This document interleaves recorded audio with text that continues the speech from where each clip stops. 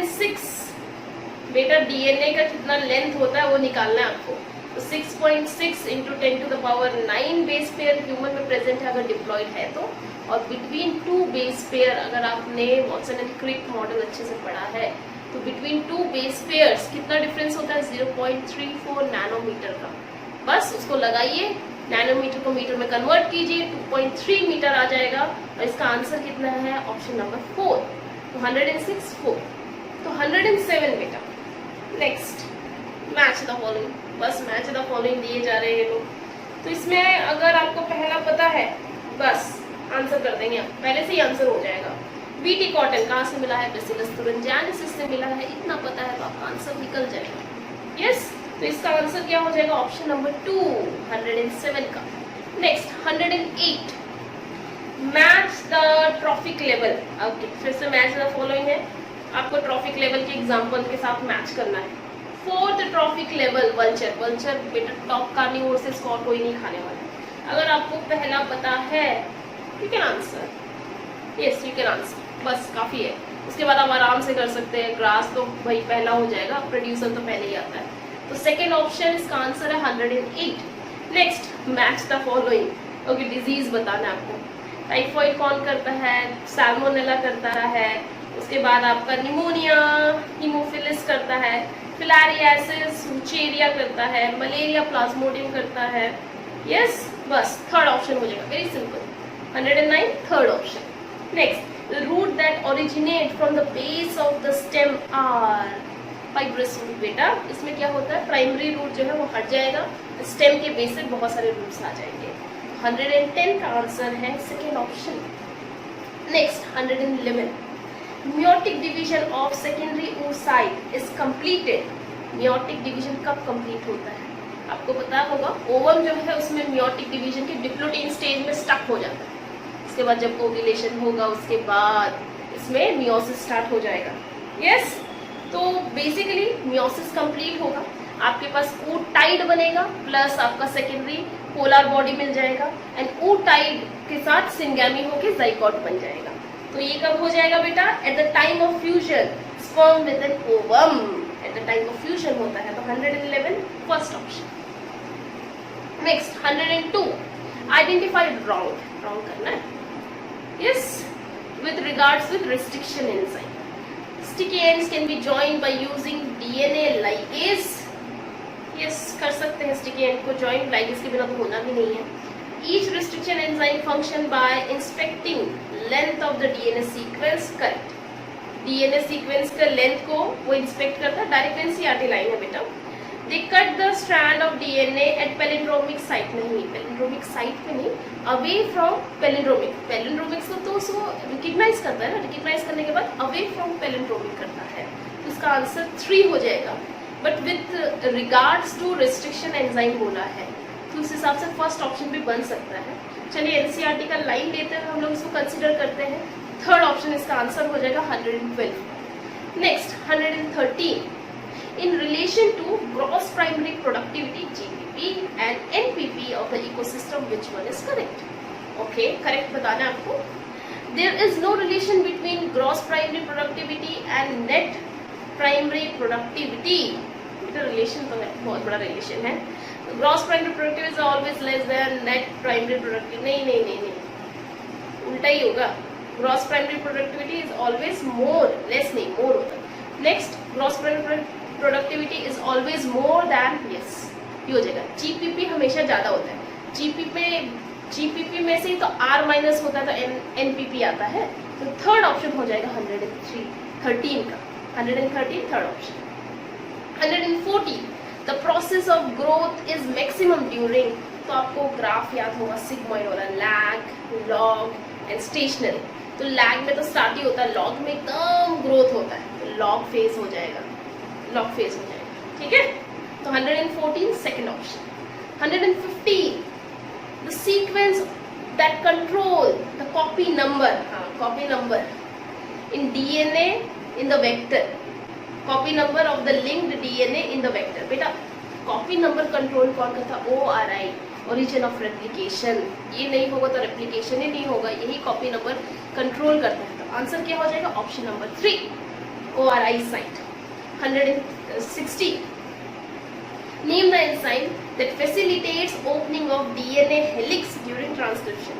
बस ओपनिंग के बारे में बात की है। डीएनए रेप्लिकेशन के टाइम पे हेलिकेज एंजाइम होता है, ट्रांसक्रिप्शन के टाइम पे आरएनए पॉलीमरेज ही ओपन करता है, अब पॉलीमरेज ही आरएनए सिंथेसिस करता है। ठीक है, तो 160 ऑप्शन नंबर 1। नेक्स्ट वन बेटा 170, snow blindness in Antarctic region. बेटा स्नो ब्लाइंडनेस क्यों हुआ था? जब ओजोन डिप्लीशन हुआ था, यूवीपी जो है वो एंटर हुआ था, तब उसकी वजह से। तो उस हिसाब से इसका आंसर क्या हो जाएगा? Option number 3, inflammation of cornea due to high dose of UVB radiation. UVB radiation जो जब कब ज्यादा हो जाता है? जब ओजोन डिप्लीट हो जाता है। कीजिए ओजोन डिप्लीशन, धीरे धीरे आपका यूवीसी भी आएगा, वो तो लीथल है, फिर खत्म हो जाएगी, दुनिया ही खत्म हो जाएगी। यस, तो 170 थर्ड ऑप्शन। 180 सिंपल, स्ट्रोबाइली और कोन आर फाउंड इन। ठीक है, आपको एग्जाम्पल दिया हुआ है मॉसेस का, एंड देन आपको एग्जाम्पल दिया हुआ है टेरिडोफाइट्स का। आपको बताना है टेरिडोफाइट्स में प्रेजेंट रहता है, किसमें प्रेजेंट रहता है बेटा? इक्विस्टम में। डायग्राम दिया हुआ है एनसीईआरटी में, डायग्राम देखेंगे तो ऊपर स्ट्रोबाइली या कोन को मार्किंग किया हुआ है। ठीक है, 180 first option. Again match the following. Floating ribs do not connect with sternum. बेटा अगर आप रिब्स का स्ट्रक्चर देखें ना, नीचे वाले फ्लोटिंग रिब्स होते हैं, वो तो ऐसे ही रहते हैं, यहाँ से निकलते कंफ्यूज नहीं होते, तो वो स्टर्नम में जाके कहाँ से ज्वाइन होने वाले हैं, है ना? स्टर्नम से तो ज्वाइन होते नहीं। तो अगर आपको सिर्फ इतना पता है कि फ्लोटिंग रिब्स जो है ऊपर जाके स्टर्नम से ज्वाइन नहीं हो रहा है, तो आप इसका आंसर दे सकते हैं, आराम से दे सकते हैं। तो 119 option number 1। Next, which of the following is put into anaerobic sludge digester for further sewage treatment? तो बेटा जब सेकेंड टाइम सेडिमेंटेशन होता है, जो फ्लॉक्स होता है वो सेटल डाउन हो जाता है, जिसको हम एक्टिवेटेड स्लज भी बोलते हैं। एक्टिवेटेड स्लज ही आपका एनारोबिक बायोगैस प्लांट में भेज देते हैं एनारोबिक डाइजेशन के लिए। तो इसका आंसर क्या हो जाएगा? Activated sludge 120 first option. Yes, 121, identify the wrong statement with reference to gene I that control ABO blood grouping। ठीक है, तो अलील I does not produce any sugar, correct. आपको रॉन्ग पता करना है, ठीक है। देन आपका द जीन I has 3 अलील, 3 तो है बेटा, IA, IB, IO या I बोलते हैं, 3 है। Then next, a person will have only 2 of the 3 alleles, correct है। 2 क्रोमोसोम है तो तीनों तो प्रेजेंट अलील नहीं हो सकते, 2 है तो 2 अलील मैक्सिमम प्रेजेंट हो सकते हैं। Next, when IA and IB are present together they express same type of sugar। नहीं बेटा, कोडोमिनेंस शो कर रहा है, इसका मतलब IA अलग करता है, IB अलग होता है, मतलब साथ में एक्सप्रेस कर रहे हैं, इसलिए कोडोमिनेंस है। इसका ऑप्शन हो जाएगा 4, 121 का 4th ऑप्शन करेक्ट है। Next, the ovary is half inferior in. बेटा हाफ इंफीरियर को पेरीगाइनस कहते हैं, पी से आप याद कर सकते हैं, रोज एंड प्लम एंड पीच। तो इसका आंसर क्या हो जाएगा? प्लम हो जाएगा, option number 1। 123, the first phase of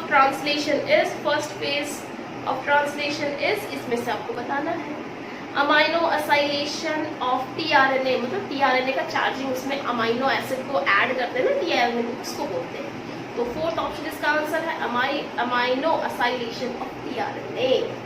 yes. Next 124, in gel electrophoresis separate DNA fragment can be visualised. बेटा देखिए इथीरियम ब्रोमाइड डालते हैं जब हम जेल प्रिपेयर कर रहे होते हैं, जाकि उसके वजह से हम डीएनए को यूवी रेज के अंडर विजुअलाइज कर सके। इसका आंसर हो जाएगा 3rd option. Okay, 124 3rd। 125, dissolution of the synaptonemal complex occurs during. बेटा ये आपका डिप्लोटीन में हो जाता है, पैकेटीन में क्रॉसिंग ओवर हो जाता है, डिप्लोटीन में सिनेप्टोनिमल कॉम्प्लेक्स जो डिसॉल्व होके कायस्मेटा फॉर्म कर देता है। तो 125 4th option diplotene. 126, identify the substance having glycosidic bond. Glycosidic bond किसमें होता है? कार्बोहाइड्रेट में। एंड पेप्टाइड बॉन्ड किसमें होता है? प्रोटीन में। तो आपको ऑप्शन में 2 पेयर दिए हैं, उसमें बताइए किसमें कार्बोहाइड्रेट है और कौन सा वाला प्रोटीन है, वैसा पेयर सेलेक्ट करना है। तो इसमें अगर आप देखेंगे इंसुलिन बेटा एंड इंसुलिन, इनुलिन कार्बोहाइड्रेट है एंड इंसुलिन प्रोटीन है। करेक्ट, फर्स्ट ऑप्शन है इसका आंसर। नेक्स्ट क्या है इसका, काइटिन एंड कोलेस्टेरॉल। कोलेस्टेरॉल तो आपका प्रोटीन है ही नहीं। नेक्स्ट है glycerol and trypsin, sorry glycerol and trypsin. बेटा ट्रिप्सिन ग्लिसरॉल नहीं बेटा, ये भी नहीं होगा। सेल्यूलोज एंड लेसिथिन, लेसिथिन आपका लिपिड है। आंसर क्या हो जाएगा 126, first option inulin carbohydrate insulin peptide bond protein. Okay, next 127, name the plant growth regulator which upon spraying on the sugarcane increase the length. Stem का length increase करना है, gibberellin हो जाएगा इसका answer, third option gibberellin. Next 128, which of the following statement about inclusion body। बेटा inclusion body के बारे में क्या स्टेटमेंट इनकरेक्ट है, इनकरेक्ट हो जाए। inclusion body क्या, reserve food material without membrane जो प्रेजेंट रहते हैं, या विदाउट मेम्ब्रेन जो स्ट्रक्चर प्रेजेंट रहता है, specially in case of prokaryotes. inclusion body eukaryotes में भी रहता है, इसको बोलते हैं। Yes, so these represent reserve food material in the cytoplasm. Correct है ये, तो इनकरेक्ट आपको बताना है, करेक्ट नहीं। They are not bound by any membrane, नहीं bound है। These are involved in indigestion, sorry, these are involved in indigestion of food particles, नहीं, उससे इसका कोई लेना देना नहीं है। They lie free in the cytoplasm, ये करेक्ट है। तो थर्ड ऑप्शन इसका हो जाएगा 128, थर्ड वाला इनकरेक्ट वाला third option. 129, which of the following regions of global exhibits highest species diversity। अब highest species diversity सबसे बड़े जंगल में होगा, सबसे बड़ा जंगल कौन सा है, अमेज़न फॉरेस्ट। यस, अर्थ का लंग्स भी बोलते हैं ना उसको, अमेज़न फॉरेस्ट हो जाएगा, वहां पे सबसे ज्यादा बायोडाइवर्सिटी प्रेजेंट है। नेक्स्ट 130, हाउ मेनी ट्रू, इससे इजी क्वेश्चन तो हो ही नहीं सकता था। How many true breeding P plant varieties did Mendel select as a pair which was similar except in one character with contrasting trait। तो बेटा 7 character select किया था एंड 14 ट्रेट्स, 14 ट्रेट्स मतलब उतना ट्रू ब्रीडिंग, तो इसका आंसर क्या हो जाएगा 14, तो ऑप्शन नंबर 4 हो जाएगा। Next, identify the wrong statement, wrong, okay, with reference to immunity. Okay बेटा, पैसिव इम्यूनिटी वो होती है जो हमें मिल जाती है ना, बर्थ से होती है। एक्टिव जो हमें बाद में मिलती है, थोड़ा टाइम लगता है उसको, ठीक है। तो इसमें ऑप्शन देख लीजिएगा, रॉन्ग बताना है। Foetus receive some antibodies from the mother, yes, IgG जो एंटीबॉडी होता है उसको रिसीव करता है from mother. Next, when exposed to antigen antibodies are produced in host body it is called active immunity। Correct, correct है। Antigen के expose होने से हमारा बॉडी जो है एंटीबॉडीज उसके अगेंस्ट बनाने लगता है। When ready-made antibodies are directly given, it is called passive immunity। बोला ना, रेडीमेड जो मिल जाता है हम लोग को डायरेक्टली शुरू से प्रेजेंट है, जो पैसिव इम्यूनिटी कहते हैं इसको। Next, active immunity is quick and gives full response. बेटा ये इतनी जल्दी डेवलप नहीं होता, 1 वीक लग जाता है एक्टिव इम्यूनिटी को आपको डेवलप होने में। तो आंसर क्या हो जाएगा, fourth option, 131 fourth option. Yes, next 132, which of the following is not an attribute of a population। तो पॉपुलेशन एट्रीब्यूट पढ़ा हुआ है आपने, उसमें मोर्टेलिटी, नेटालिटी है, एज पिरामिड है, age of the population, sex ratio है। यस, तो इसमें से क्या नहीं है, पहला ऑप्शन स्पीशीज इंट्रैक्शन, नहीं भाई वो अलग से ही टॉपिक है, वो पॉपुलेशन का एट्रीब्यूट्स नहीं है। तो ऑप्शन नंबर 1 132 का। 133, करेक्ट पेयर आपको बताना है। Exonuclease make cut at specific position within the within नहीं, बाहर से काट के आता है exonuclease. ligases join the 2 DNA molecules, yes, आपका फॉस्फोडाइएस्टर बॉन्ड बनाता है, 2 फ्रैगमेंट को ज्वाइन करता है। then polymerase break, नहीं भाई डीएनए को बनाता है वो।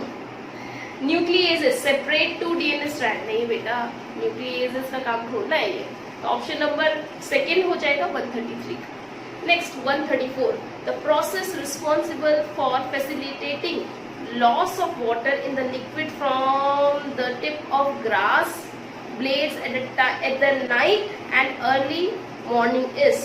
बेटा गट्टेशन के बारे में पूछा, सुबह सुबह जब आप जाते हैं ना, मार्जिन ऑफ द लीफ में ड्रॉपलेट्स जो आपको मिलेगा, दैट इज गट्टेशन। वो क्यों होता है बेटा, रूट प्रेशर, रात भर ट्रांसपिरेशन नहीं होता, रूट प्रेशर डेवलप होता है, 134 का थर्ड ऑप्शन हो जाएगा। Next 135, which of the following is not an inhibitory substance governing seed dormancy? कौन सा सब्सटेंस सीड डॉर्मेंसी कॉज नहीं करता है? यस, तो बेटा सीड जर्मिनेशन करने के लिए सबसे मेन है गिबरेलिक एसिड, वही आंसर हो गया। Okay, so option number 2 gibberellic acid. Yes, तो यहीं पे आपके टोटल 90 क्वेश्चंस खत्म होते हैं। होपफुली आप लोगों ने बहुत अच्छा किया होगा। Thank you all, I hope आपको सारे एक्सप्लेनेशन समझ में आ गए हैं। Thank you.